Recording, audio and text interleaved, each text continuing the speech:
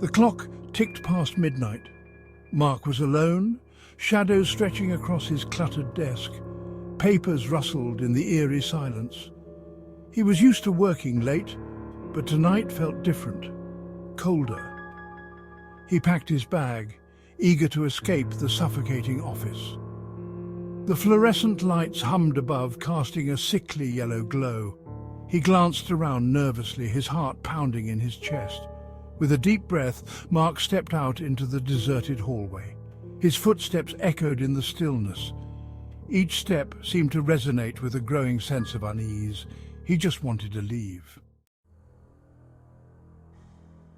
The elevator doors slid open with a groan. Empty. Mark hesitated, a shiver running down his spine. He shook off the feeling and stepped inside, pressing the button for the ground floor. The doors closed slowly, plunging him into darkness. The elevator hummed as it began its descent.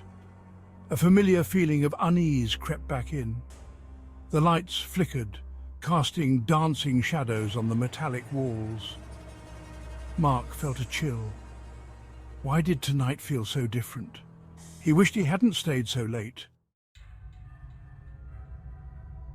With a sudden jolt, the elevator stopped. Mark stumbled, his heart racing. The lights flickered violently, then steadied. He was no longer alone. A shadowy figure stood in the far corner. Its features were hidden in the dim light. Mark's breath caught in his throat. He fumbled for his phone, his hand trembling. "Hello?" Mark's voice was a strained whisper. The figure didn't move. It just stood there, shrouded in darkness, its silence more terrifying than any scream. The elevator lurched, throwing Mark off balance. He grabbed the handrail, his knuckles turning white.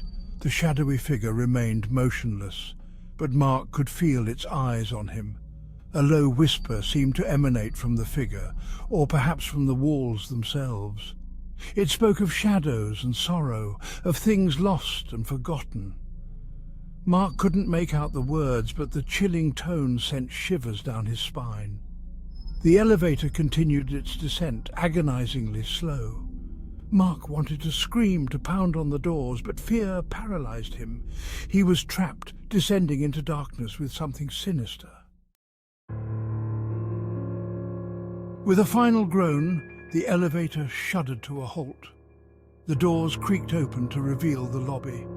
It was deserted, the usual nighttime security guard nowhere in sight.